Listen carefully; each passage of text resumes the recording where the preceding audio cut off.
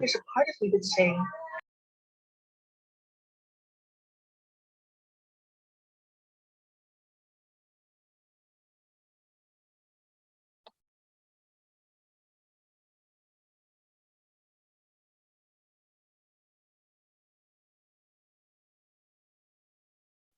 we're going to get started in just 1 minute.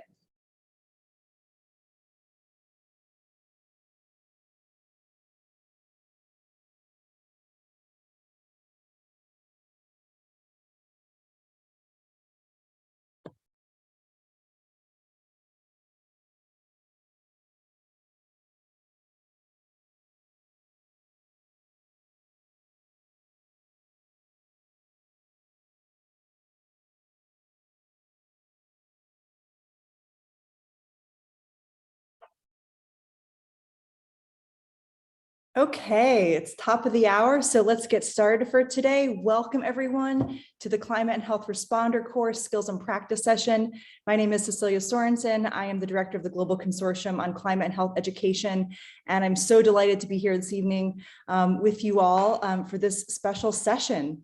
So just to give you a little bit of an overview, this is our second skills and practice session. Last week, we were talking about greening your health practice, and today we're going to be talking about climate and health communication. So the objectives for today are for us to explore barriers to communication about climate and health and strategies we can use to overcome them.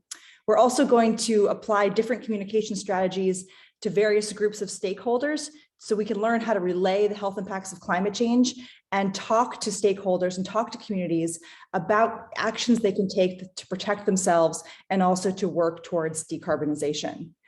So we have a little bit of an assignment for you this week. We will be talking a lot about communication strategies for speaking with patients, with community members, and with policy leaders. And what we'd like is to have each of you work on a communication piece after this session, if you're willing.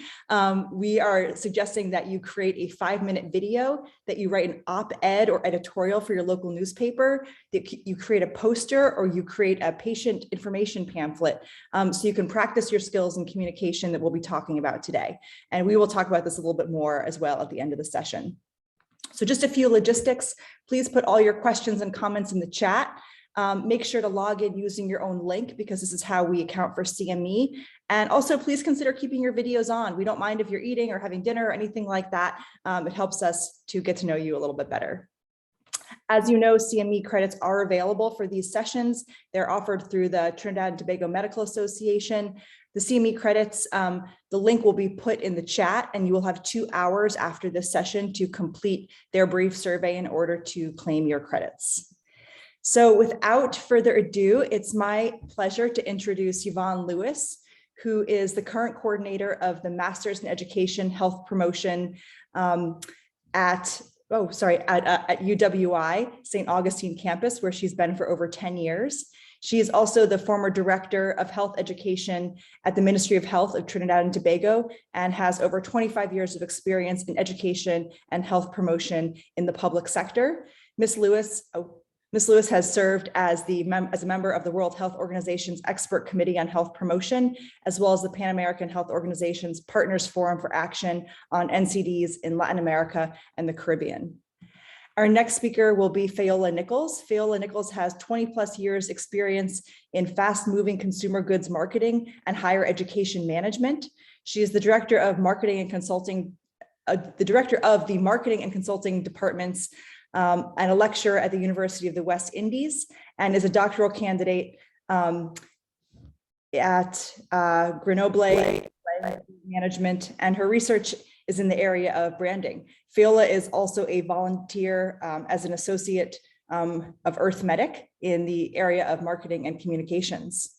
And last but not least, we'll have Dr. James Hospedales, who is an accomplished public health physician, a lover of nature, and a person of faith, a father and a grandfather. He is also the founder of Earth Medic and Earth Nurse, which was created to mobilize health professionals to address the climate crisis.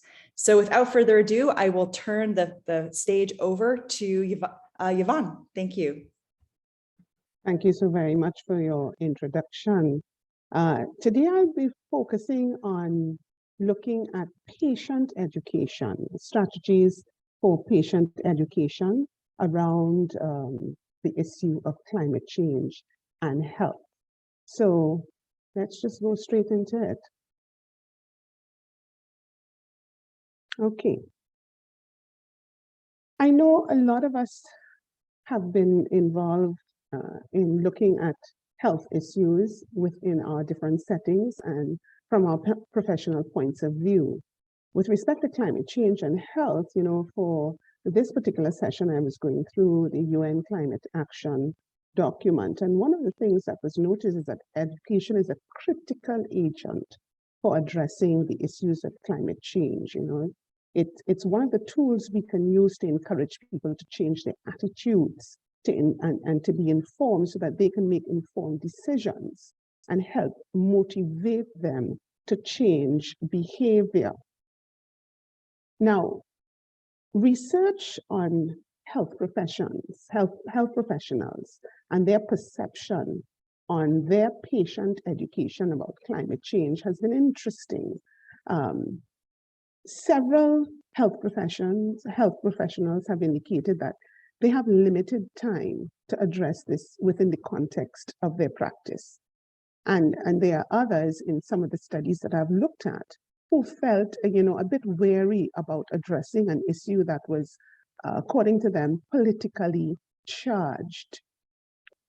Although they had these perceptions, 80 to 90% of them acknowledged the reality of man-made climate change and that they had a role to play. They had a role to play in terms of improving patient awareness of climate change in relation to health. However, they still had this dissonance in feeling that they lacked the knowledge in terms of how to discuss this with patients. So what I'm doing today is giving us a framework of how we can engage our patients. Now, there's some pros and there's some cons about this, you know. In terms of the pros, we know as health professionals that our voice is important to the patient. It's important to the client and the population. Clinicians and health professionals, nurses, dietitians, pharmacists, we are trusted sources of patient information, all right? And along with that, there's also an ethical remit that we have to provide patients with evidence-based information to inform their decision-making around issues pertaining to their health and well-being. Along with that, though, there are some cons, because I think sometimes we do feel we have greater prowess than those that we are trying to influence or facilitate building awareness. In one of the studies that I looked at, health professionals felt, this was a study done among orthopedic surgeons, 75% of them felt that they communicated very satisfactorily and that they got their message across to their clients. And that very same research found that when the patients were engaged, 21% of them felt that they had, the doctor had communicated satisfactorily. So we saw that there was some dissonance and some disparity, okay? So we need to address, you know, what are some of the reasons why? And I had this question, we don't have a poll, but I'm asking if you can write in the chat, when you are planning your patient education or your client education talk, what guides you? Is it your own communication skills? You know, how good a communicator you are? Or is it the importance of the subject to you, the individual? Or some of us, we like sharing certain types of content. Could it be content driven? Is that the most important thing for you? Or what about taking into consideration some patient characteristics like literacy level and their culture? All right, we don't have the poll up and I'm going to move on. I only have 10 minutes, but I want you to consider the last one as we go forward and look at developing this health talk for our patients. One of the things I'm going to do, I'm going to use a couple models because they are tried and tested and they help us in improving the success of our communication. I'm going to look at the primary one would be a general planning model for planning your talk. But I want you to use the health belief model in structuring your message. And then in the end, I want to just remind you about stages of change. Now, we know in the generalized model, you tend to look at knowing your patient, and you need to know their literacy and cultural context, setting learning objectives, developing your messages, choosing a method of delivery, and always including feedback, summarizing and feedback. So how do we do this? All right, be simple. Use simple language. We found that, doctors, nurses, we tend to use our medical jargon, and we tend to go for multisyllabic big words, catastrophic consequences of misinformation, implications, when we could have simplified it. So one of the things you want to do is avoid the medical jargon and the multisyllabic words. In the Caribbean, as a rule of thumb, we pitch patient education to standard 5 or form 1. That would be grade 6 or 7 within the American system. And we limit the number of concepts that we put into any particular talk to 2 to 3 at most. And if it's a 5 minutes talk, I will say 1 or 2. So how can we then apply this model, the health belief model here? Well, plan with the end in mind. That's number 1. What do you want your patients to know, feel, and do? Those are the 3 learning objectives. Know, feel, do. What do you want them to know about climate change? What are some ways climate change are affecting people's health? So you're getting to the feeling, all right? You want them to feel that climate change is affecting their health personally or their family well-being. You want them to be aware too of the actions they can take. And this is really what you want to appeal to. You want to appeal to perceived susceptibility.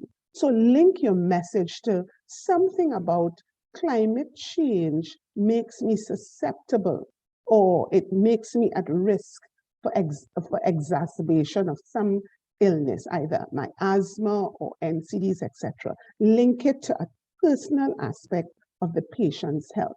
Very, very important. What are the benefits?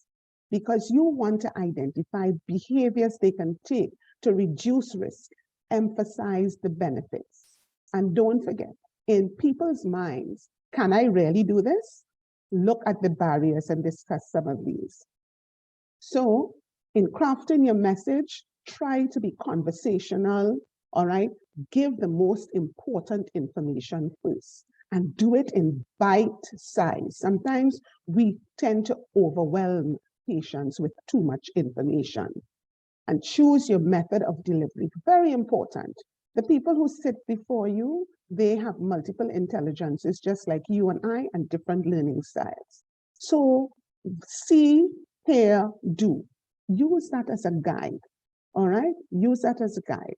Ask questions to bring the patient in. Be conversational and try to be problem solving in your approach.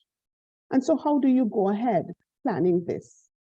Always remember, start with knowing your audience, who, and take into consideration their literacy level. When they sit before you, they most likely would have completed primary school education, so don't go above that.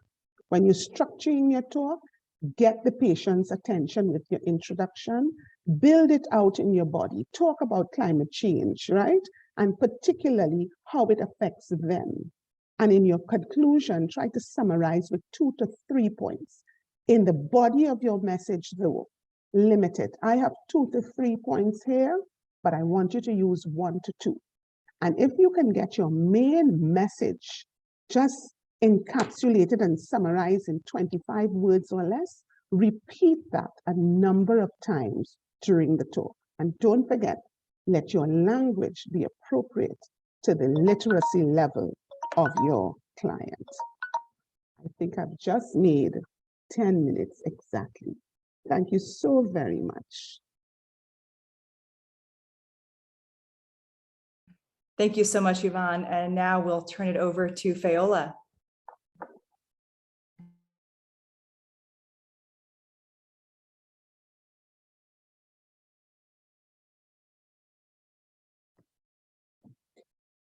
Great. Can everyone hear me? Yes. Excellent. Okay, great. Excellent. It's great to be here. My name is Fayola Nicholas, and I'm really here to talk to you a little bit about engaging communities as you are, talking about climate change. And there are a number of things that we're going to cover in our very brief talk. I'll be leading you through how to prepare a community communication plan. And then talking about ways or things that you can remember when you're trying to craft the right message. And then also just a gentle reminder of being culturally appropriate, not only in terms of your message, but also in how you actually, what channels and what content you use. And then finally, we're going to talk about being innovative in your execution with a couple examples of how you can actually be innovative as you are engaging your community and talking about climate change. Now, first of all, we have to understand when we say community, what does that mean? Community in this case is actually another individuals or maybe a group of people that all share this common interest with you in the area of climate change. And it's about sharing an interest, particularly in terms of having shared outcomes. All right, now each community group may have different interests and requests. And so therefore, what you would be doing is actually adjusting your communication strategy to each of these individuals or to each of these groups of people so that it is relevant to them and that you do get through to them. All right. Now, I have actually prepared a brochure to help you create a communication plan. And this particular brochure actually guides you through a 4-step process, which is first of all being able to identify and evaluate key community members. And what this is that it's brainstorming so that you can figure out who your entire community or who the members of your community would be, who your stakeholders would be, and then actually prioritizing them in terms of those that have a greatest influence in what you are doing versus those that may not have as much influence. But then also understanding that some of your community and your stakeholders might actually be very important, even though they may not have great influence. So it's about ranking them so that you prioritize who you should be crafting and delivering your messages to, who you should be trying to engage. And once you have determined who your priority members of your community would be, then you would be looking at what tools do you have available. The fact is, a lot of us don't have, an infinite amount of money. And so you will have particular tools that you would have available to you. More than likely, it would be cost-effective items, perhaps, using free apps on social media, or perhaps using social media in itself in order to create videos or to create imagery that you want to get out there. So determine what is actually available to you and what would be easiest for you to use. The next thing that you would do would be to assign communication channels to each group. So depending on the groups that you have, sometimes you may want to actually print flyers and brochures and distribute, whereas others, you would want to do something like just an online campaign, maybe doing an e-newsletter, sending an email, or something like that. The next thing that you would do is actually create a communication plan or matrix so that you have a very clear understanding for each of your stakeholders, what you're going to do to reach each of these stakeholders. And I do have this brochure and plan, and it will be distributed to you. The next thing we want to talk about is crafting the right message so that when you're talking to them, it actually comes across in a way that gets them to respond or do the things that you would like them to do with you and in partnership with you. And these things would be communicating with an appropriate language or metaphor and analogy. And the reason is that we talk about this so that you don't just use negative language and just point out, just all the bad things that are happening with climate change. It also includes talking about climate change and the fact that we are fighting it, but that there can be a positive outcome. The reason for this is that by just pointing out all the negatives and pointing out all the things that are going wrong, it makes people go into a position of being a defeatist, and makes them feel that this is simply a war that we cannot win. So it's important that when you are communicating that you're using language that actually conveys a point that we can overcome our limits and that we can overcome this problem. The other thing would be using narrative storytelling and using particular metaphors. You would have heard me use things like the war against climate change, the fight against climate change. Using terminology like that actually gets people into the point of, this is something I can do, I can take action, and people want to actually fight against those negative feelings and feelings of defeat. Okay, so using metaphors and using, yes, warlike metaphors, as we are all fighting against climate change, actually doesn't go a big way and actually makes a big difference. The other thing that we can do is using visual imagery and experiential scenarios. And it's about sharing facts. It's also sharing experiences, that you would have, or that members of your community would have, or that other people in other communities may have, that can be applicable here. So sharing stories is very important. And at the same time, we have to remember, we have to balance science and numbers along with the emotions. And the reason we say this is that facts work.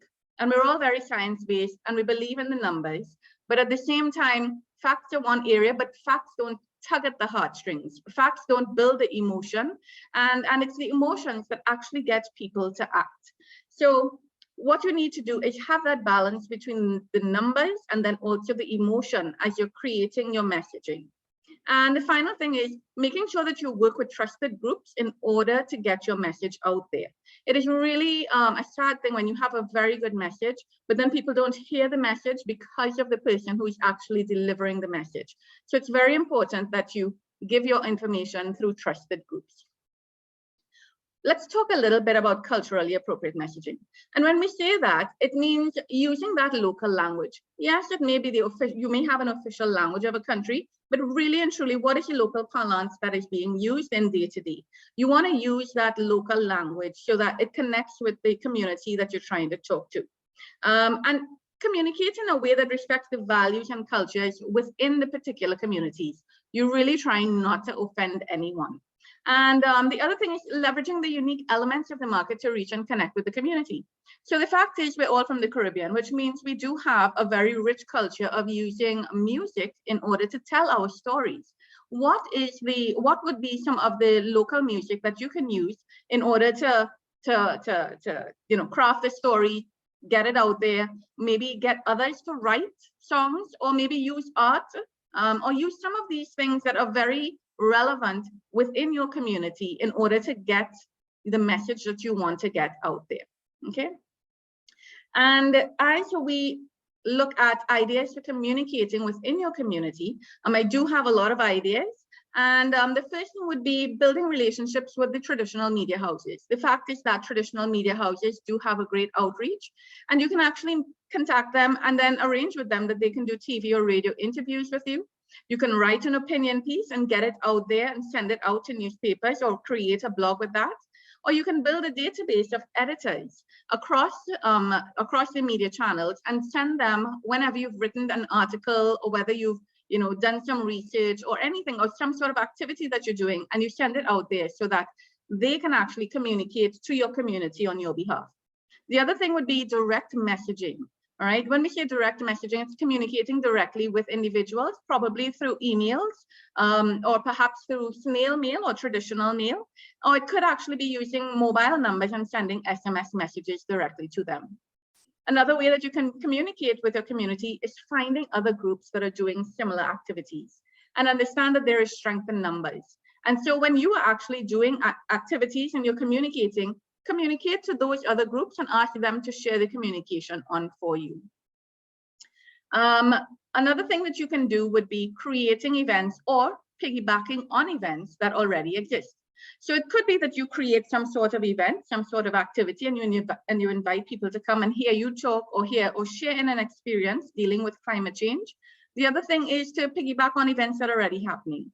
Health fairs are a thing, 5Ks are a thing. You can actually just ask for a space within these events in order to share your message, have a booth, engage with people as they come into these events, and create fun activities that share the message that you're talking about.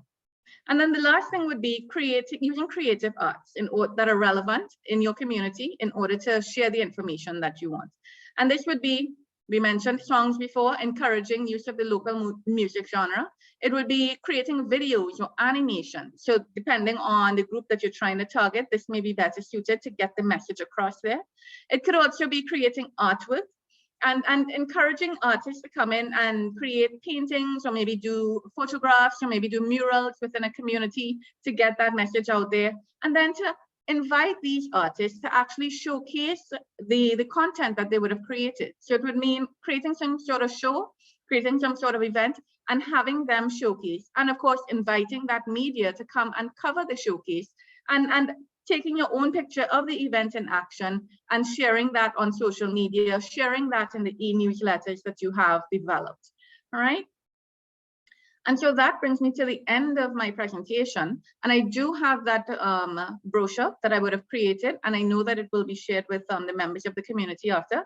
And this is my email address with Earthmedic. And if you have any questions, or you need guidance, or you want feedback on activities that you are planning, please feel free to reach out, fiolanicholas@earthmedic.com. Thank you so much, Fiola. And now we'll turn it over to James. Thank you, Cecilia. So let me share. Can we see that? Yes, Yep. I think you just have there. Perfect. Okay, so thank you very much. Both Yvonne and Fiola in different ways are saying similar things about communication. So I hope that at the end of this, you'd be better able to develop and deliver an effective 5-minute talk to a policymaker or a decision maker. I want to give you a few tips to deal with problems and spoilers and deniers that sometimes pop up in policy audiences, and just have a slide or two on the policy process, which is a messy process. It's not linear.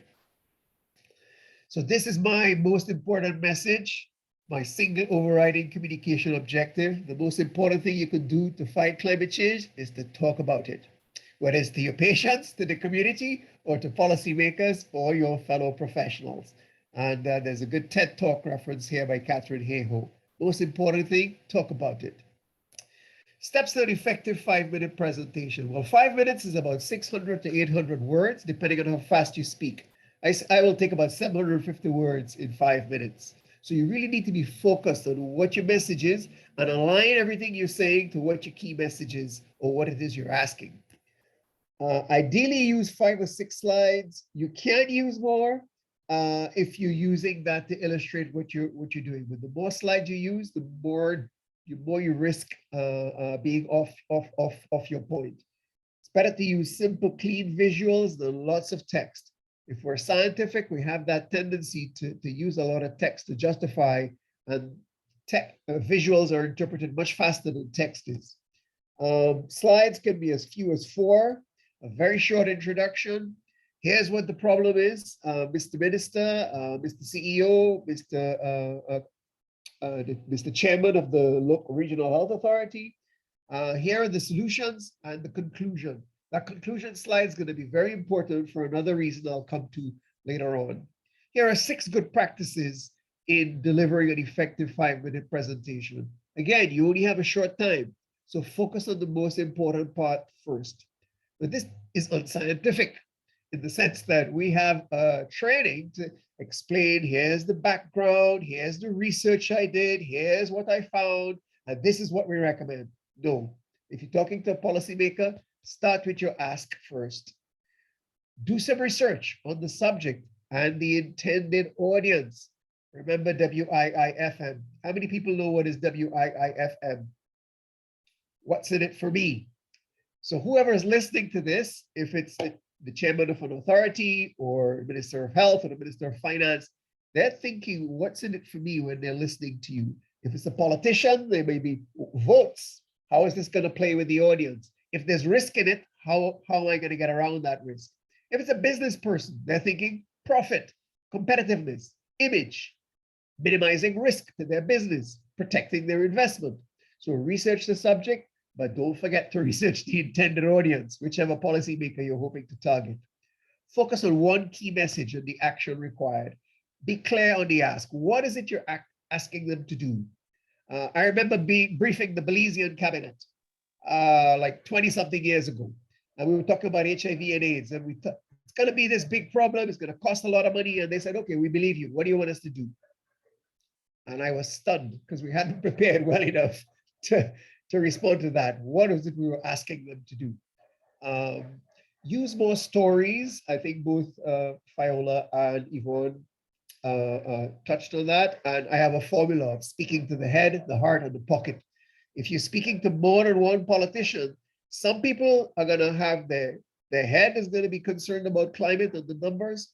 Others are going to be concerned about the suffering and vulnerable groups, women and children, older folk, and some are going to be concerned about the money and what this means, both in terms of expenditure, but also sell it to them based on savings. If you're trying to green your health facility, here's the savings we can make in electricity. Here's the savings we can make in fuel, etc. Rehearse and practice. Have others critique you. That sounds obvious, perhaps, but maybe it's not. So this is an important step, to have others critique, so you don't freeze up when you actually have to present. And then a tip for the presentation itself is to relax and focus on the presentation, and that'll help you not be distracted by other things that may be going on. So here, those are some key steps to an effective 5-minute presentation. Now, dealing with problems, spoilers, and deniers. If the technology can go wrong, it will go wrong. Most of us have perhaps been there. So don't be too phased if the Zoom doesn't work or the PowerPoint doesn't work. Take a deep breath and try to get back on track. If it's a policymaker you're dealing with, very often they keep you waiting. You're waiting outside, you're waiting, and then somebody says, okay, come in now. And you have less time. So be prepared for that and be prepared to deliver what you have to say in 3 minutes, not 5. Have copies of the conclusions and recommendations slide as a hard copy to give out to the policymaker. Maybe they'll say, okay, well, we'll accommodate you next week and you can have a fuller briefing. Climate deniers, this is a common one, and be prepared for it. And my formula is to acknowledge and validate and then rebut. So if you're presenting to a group that has more than one political party or somebody who just wants to be difficult, they'll say, well, climate change has occurred in the past, but I'm not sure about what you're saying. And your answer could be along these lines. That is true. The world's climate has changed in the past naturally. So you're acknowledging. I used to wonder about that myself. You're validating. But the warming of the last 30, 40 years is unprecedented and is mainly due to human activities. So you've not said to them, how could you be so stupid as to not realize this is occurring? You've said, it's true, climate has changed in the past. And you're validating it by saying, I've wondered about this myself. And then you say, but what we are experiencing is totally unprecedented. That helps to diffuse some of the denial that you're going to find there. Last couple of slides. Policy making is messy. It's not a linear process. In your researching and your thinking, whether you're in a local health authority or at the national or regional level, understanding the political process and the context that you're working in is important. Even if you get an audience and you get a nod, oh yeah, we like this. It's often the beginning. Your job isn't over yet. They may ask you to write a formal policy brief to take to the health authority or to take to the cabinet. And so you can get trained in how to write a policy brief. If Medic does a course on that, that's a different subject. Even if you get a no, which is a chance you wouldn't get a no, or you wouldn't even get the audience, don't give up. Try, and try again. Universal policy implementation requirements. You need the policy, yes, but you've got to promote it and train people on it and sensitize them on it, and you must have enforcement and monitoring.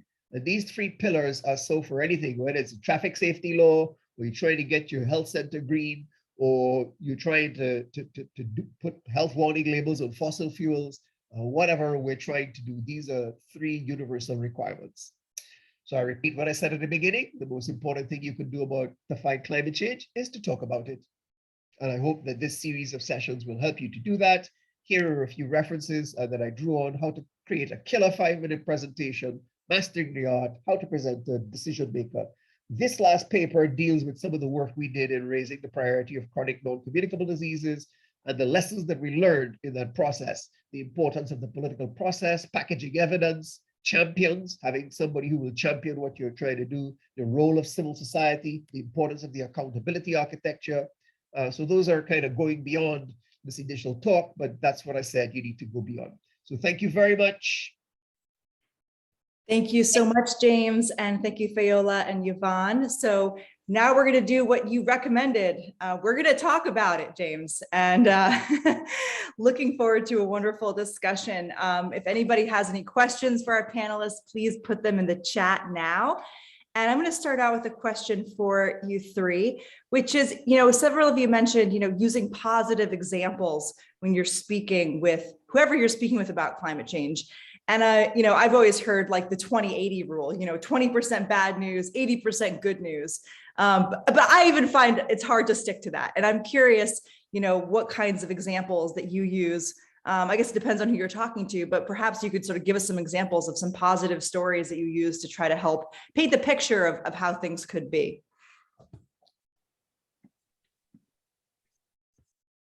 Ladies first. Okay, I'm going to take a first dibs at it. And I think I'm not actually answering your question, but I'm focusing on the physician or the nurse or the dietitian introducing the whole issue of climate change with clients. What I've been looking at and researching and what has been useful in Australia, they did it with the heat waves. They also used it with respect to asthma, etc., was to give a personal link between the health of the client in front of you and climate change. Because in many cases, clients see climate change as something out there, something that is large, not something that I can really do something about or something that relates directly to me. But when you make the personalized link, I've seen the ones with asthma has been very successful. All right. We've had, in some countries, they've had much more fires. All right. In other countries, we've had terrible, even in the Caribbean, we've had a lot of hurricanes that have been more severe. All right. And what you've done now is link some of those things that are happening out there, that seems like that to the patient, to something that is happening to me personally. So it becomes a way to introduce climate change on a personal level and get it to the point where you can say, listen to me, I am perceiving personal risk because of this thing out there. And then you utilizing that now as your hook to bring it in to say, okay, yes, this, because of these things, we have greater particulate matter in the air or whatever, and it is causing persons with asthma to have more severe asthma attack more, okay? And these are some things that you can do at the personal level to deal with the asthma attack, but these are some things you need to do at the larger level and get them in. Very, very small, bite size. One thing you can do that addresses the perceived susceptibility or the perceived risk and focusing on a benefit so that there's also a perceived benefit from the action. And that now would help the person in seeing that this is something I can do, looking at the self-efficacy part, because a lot of times these things seem too large. I'm going to jump in here and agree with Yvonne and just say with the 80-20 rule that you were talking about, yes, first of all, it's important to recognize that there is an issue and maybe what that impact is. But at the same time, there are a lot of other people out there across the world who are fighting very similar problems. And so if you are trying to do a communication, you can do a quick Google search and see what else is being done in other parts of the world and then what the result has been. And then the last thing is that when you're communicating to people, you point out the problem, you point out maybe best practices, but at the same time, you have to give people an indication of what they can do so that it doesn't feel like if the problem is so large and so overwhelming and nothing can be done and we're all going to hell in a handbasket. No, there are things that you can do as individuals. And so it's important to actually give very real actionable points that they can take. And so that would be the, how do, other people have done something, and then this is what you can do right now in your situation, so that it's not just all negative. A lot of my focus in advocacy has been to national level policymakers or sometimes business people. So I recall talking to one prime minister on a matter to deal with diet and more plant-based diets, and he said, "Hospitalis, I'm persuaded by what you're saying to me, but what you're asking me to do has political risk. You need to provide me with cover." So I thought, okay, at least he's agreeing with me. And what did he mean by cover? Well, he said, if you have good evidence, you must show me. And if it's a regional program, it makes it easier. Because a politician in a country introducing an idea, opposition is, what do they do? They tend to say no. But if it's a regional program, or if you're at a local level and it's a national priority, then you find it's going to be easier to get a nod. A business person.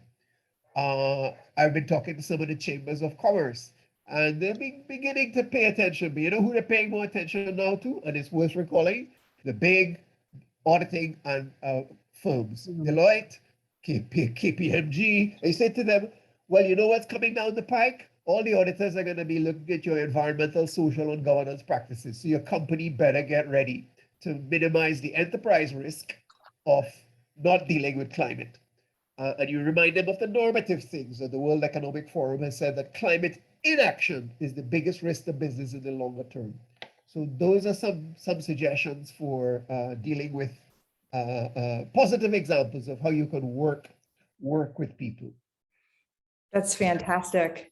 Another question here is, so, how does a person go about finding a group to be involved in? So if I'm in my community and I want to have there be a climate lens in some local activity, but I'm just one person, where would you recommend I go to try to find people who might be like-minded? So I would just jump in and say that a very good place is really to start on social media. If there is some group within your community, more than likely they would have either a Facebook group or an IG group or a LinkedIn group or some sort of group. And the way that the bots are arranged is that once you type in climate change, it will recommend groups that are within your areas, in your physical area. I also want to say that if you don't find a group within your area, why don't you create the group yourself? Surely you might not be the only one being bothered by this. Start your group, work with your own community, your friends, professional colleagues, family, and start something, and you'd be surprised. It might actually be a snowball effect, and you create the first group within your community. I think too, you can be a catalyst, and I'm agreeing with Fiola there, because a lot of us are part of faith-based organizations. We're part of churches, and we're part of other groups. We're a part of the Parent Teachers Association group. We're a part of a community group. And sometimes we wait on Earth Medic to introduce climate change, but we've been through this, and we can begin in very bite-sized ways to begin to introduce this to other persons who are not at this point in time considering it, and whose actions are contributing to it. And I think sometimes we can use some of these normal groups that we are a part of to now introduce this as an advocate, as a catalyst, and start a fire somewhere, a good fire that can grow. All right. So I think we have social media is definitely one, and that's very important. But we have some natural occurring groups that we can. So everybody on this particular training program, after they're finished, can find one group to begin a fire, and it catch a fire and cause a fire to catch. Thanks. Yvonne, you're on fire this evening. No, I'm just sharing. Yeah, well, you can certainly join Arithmetic. This is experientially. This is experientially, because I remember I met the Rural Women's Association many, many, many years ago. I had gone because they had invited me to come and speak to them. And then I realized that you had these groups all over the place. And I started to infect them in a positive way and eventually worked with them for many years, catalyzing change. And they became the change agents. I took them to Barbados and other to talk about what they were doing. They were there. They just needed somebody to help them to Certainly catch a asking. fire. Yeah, catch a fire. Thank you all so much. So just a quick announcement, there is a link to the CME in the chat right now. You have 2 hours to fill out the form. So you don't have to do it right now, but just know that the link is in the chat. Sorry, James, go ahead. So just asking your colleagues, your community members, people in the workplace, what do you think of this climate change story, Boy or Gail? What do you think about this thing? You'd be surprised at how many people have been worried about it, and they will volunteer something that allows you to find somebody to join up. So that's a practical suggestion. That's a great suggestion, James. You know, one of the things that I find working in an emergency room is we always have so much waste, you know, gloves and gowns and all these open packages that never get used. And sometimes I'll just say like, oh my gosh, this is so much trash. And everyone jumps in, it's like, yeah, this is crazy. And then that's the opportunity to sort of, you know, begin a conversation about, we should be sorting our waste better, or we should be figuring out how we can use less waste, right? So you sort of take these opportune moments when you're sort of seeing issues related to climate and health directly in your work, and just, you know, as you say, James, like talk about it, right? Just bring it up and see what that can catalyze. We have a question in the chat, which is that, how is this applicable to a psychologist? The conversation we've been having.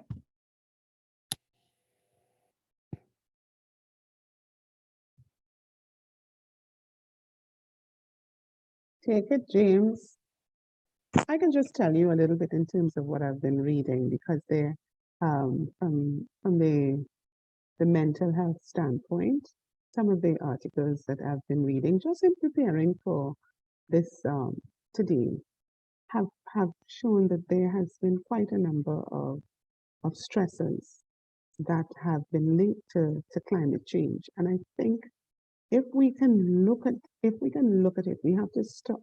Well, I'm suggesting we look at some of those factors that cause persons to feel less in control of, or tilt the equilibrium of their circumstances in such a way that they have difficulty with coming back to normal. And that happens often. I will tell you my own personal experience when there was Hurricane Ivan in Grenada.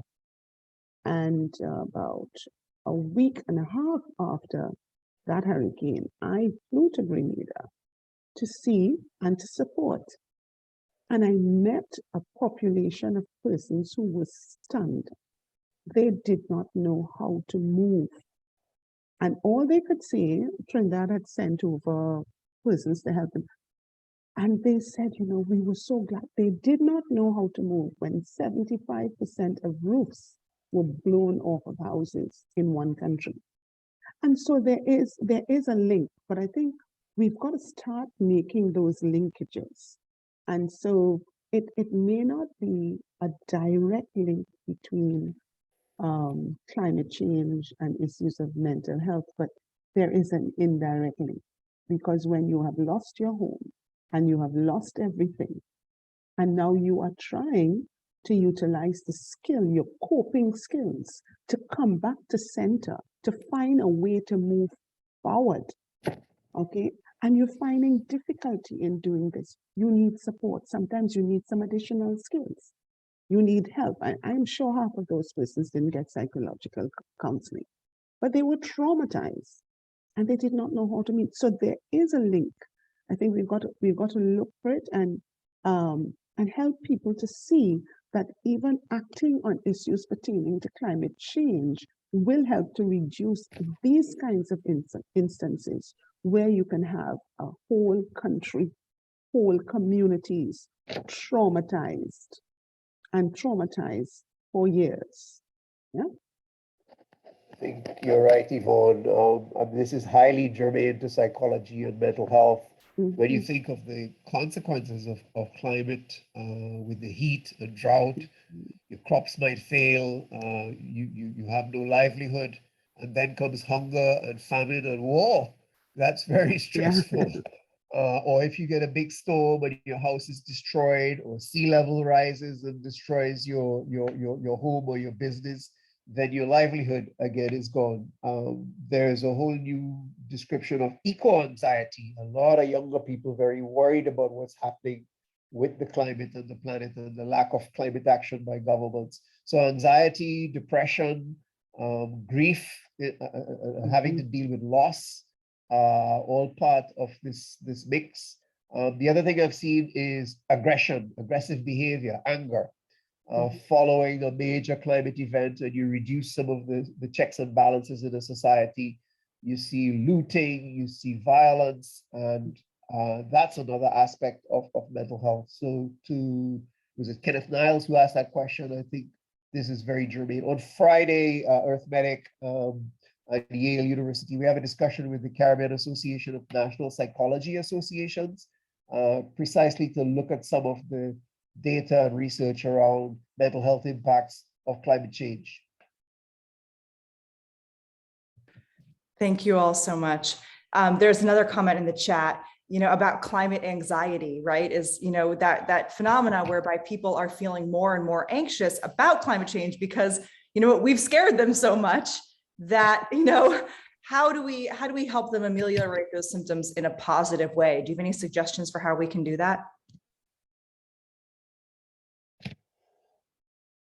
Yeah, well, I think the most important suggestion for eco-anxiety, climate anxiety, is to actually start acting. But it just feels so overwhelming. So we have to perhaps break it down a bit, and people can start to act, whether it's by switching to a more vegetarian, plant-based diet, looking at how you can be more energy efficient, looking at what you buy, and looking at to buy more local produce rather than imported produce. And then once that starts, of people paying more attention to what action they can do in clinical practice. I didn't realize until recently that use of a regular metered dose inhaler, something we learned in last week's skills and practice session, is about driving 175 miles in a car. I'm like, wow. So switching over to dry powder inhalers in prescribing immediately by 20-fold reduces that environmental impact, and so on. So I think action is the best antidote to some of the anxiety. Yeah, thank you so much, James. Another question is, some of us have opportunities to meet with policymakers or meet with decision makers, but if that's not something you do in your everyday practice, how could a person go about having an audience? What does it take to sort of think about how to be able to speak with the head of a hospital or speak with the head of your department, and where would someone go about doing that, and what would be the steps they would take?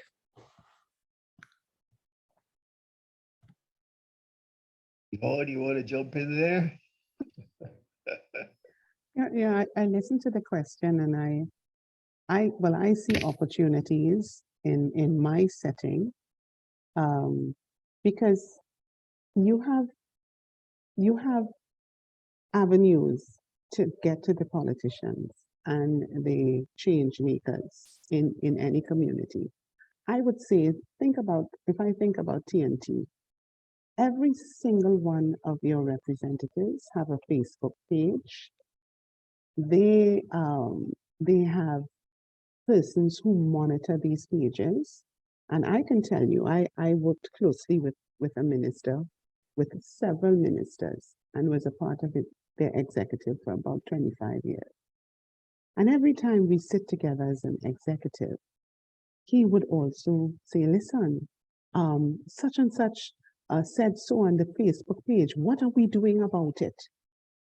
Because that is important for a minister. A minister is also a representative who has to be elected. And so when something comes from the public to them in a public space where others can see it, they pay attention. Okay. You also have people like counselors, etc. If there are issues with respect to climate change, you can raise that with them. Okay. I have found that you've been able to get some traction, not always all the time, but some traction. And what Fayola would have shared with us, those things also get their attention. And so I have a very good friend, he's a doctor, and listen to me, he uses that opinion piece and writes letters to the editors so often. One of the ones he wrote on COVID-19 got the attention of the minister and caused a response. So you never know who you will get the attention of, but you can do it intentionally. And so if it's something on the environment, you may want to focus that and send it as a Facebook, but be respectful. I am very, very strong on being respectful. Okay, but send a piece and point out an issue, and not only point out an issue. I think sometimes we come over as always complaining, but never identifying possible solutions and options. Okay, or those kinds, or doing resource linkages. You know, there's Arithmetic has had a conference, and so they can be a very good support to the ministry in mounting a health education campaign on so and so. I used to be director of health education. They might send you my way, and we can work with Arithmetic and do something in the schools with school health education. There are opportunities. Your opportunities may not always bring you to the Prime Minister or to the Joint Select Committee of Parliament, but just a little thing. I used some of those opportunities and I started at the bottom and eventually was called to a Joint Select Committee of Parliament. And today we have the ban on sale of sugar sweetened beverages in Trinidad and Tobago. It started long ago, very small. And I think sometimes we need to reduce our expectations, start small. You have an objective, start small and keep on building towards where you want to go. All right, so these are some suggestions.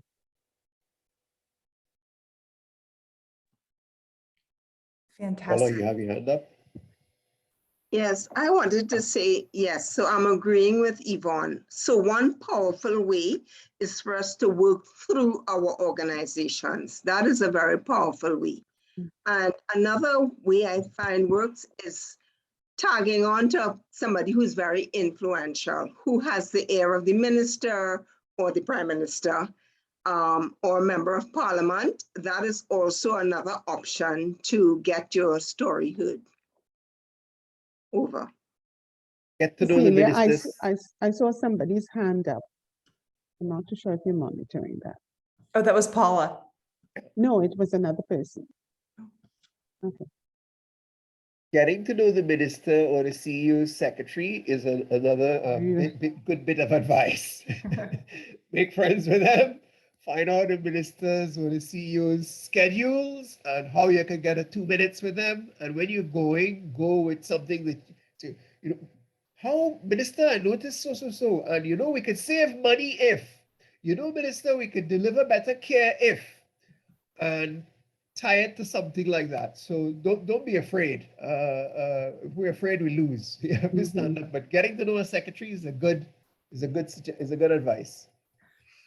Thank you all so much. So I want to spend a little bit of the time we have left talking about this potential assignment, because what we'd love for this group to do is to give this a try, is to try to write an op-ed, try to make a video and record yourself giving an elevator speech to a minister or to some stakeholder in your community, or to make a patient brochure, or to, you know, practice these skills, because if we don't practice it, we never do it, right?